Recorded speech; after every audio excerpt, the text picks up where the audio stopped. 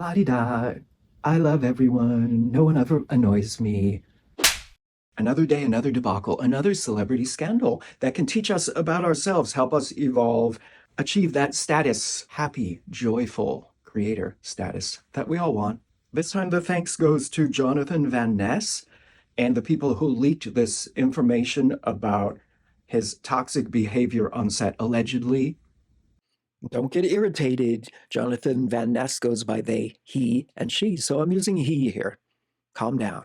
First question is, why would someone leak this? Maybe for revenge. People love a scandal. But I see scandals as an opportunity for us to learn about ourselves.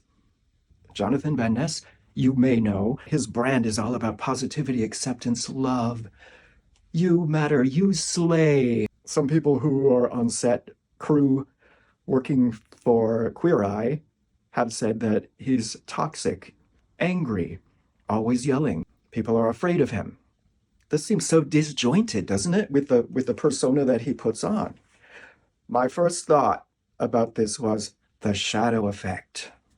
And if you haven't heard of the shadow effect, Debbie Ford, it's based on Carl Jung's work. We all have a shadow. We all have parts of our personalities that we're ashamed of, that we were taught are bad, and we should hide those.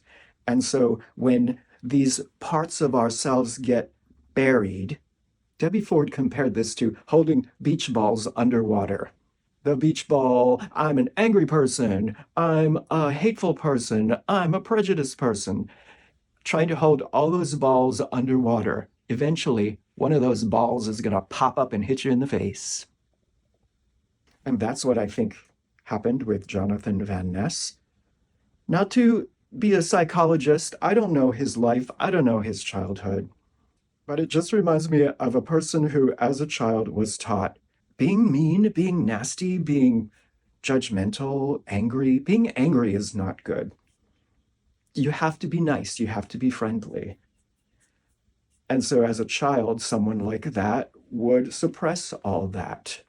And they would put on this persona of love and joy and being a motivator. And the parts of himself that he wasn't able to accept, the angry, the impatient, the perfectionist maybe, those parts finally popped up under stressful conditions. When you're making a television show, I'm sure there's a lot of stress involved. There's a lot of people telling you what to do and ordering you around. And then there's the aspect of putting on this performance, and maybe that doesn't always feel genuine to you, but your character that you're playing is a positive, loving person. So you have to portray that all the time. So sometimes those parts of himself that he doesn't accept pop up. If I were a person in the public eye, I think I would be in a sort of similar situation with Jonathan Van Ness, because recently I had a job where I worked outside the home, and I remember saying in my interview that, oh, I'm a positive person. I always have a positive attitude. I'm friendly. I take critique well. I'm not going to get my feelings hurt if I'm criticized. I want constructive feedback, right? So then I had a manager who was very blunt in giving feedback. And I would always, smile and think I was portraying someone who I had said I was, that I'm someone who enjoys constructive feedback. But one day she said something, gave feedback in kind of a nasty way, which was her blunt way of giving feedback. And I blew up and I went off on her. That's all documented in this video. But that was an instance of my mask slipping.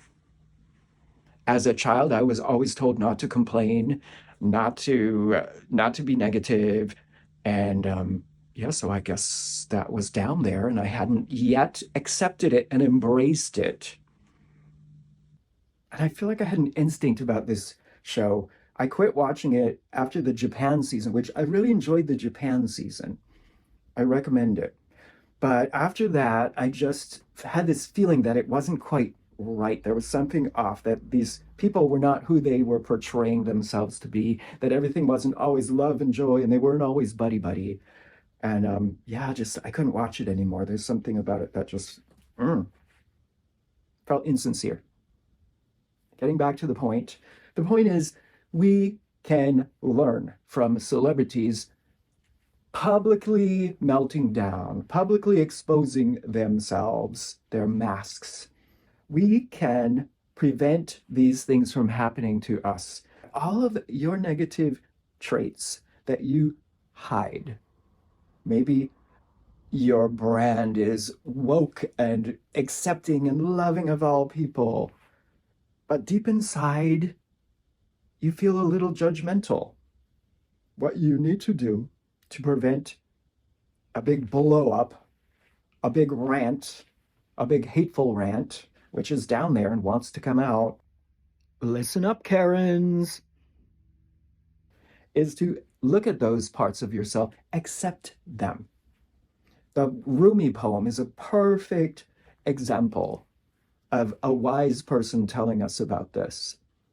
This being human is a guest house. Every morning, a new arrival, a joy, a depression, a meanness.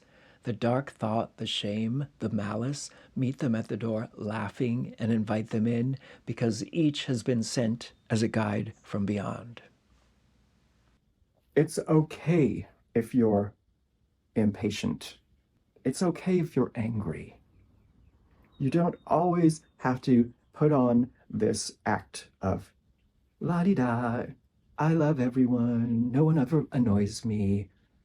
We look at those parts. We don't have to announce them, but we look at them honestly with ourselves and say, you know what? There's a part of me that's angry, that's impatient.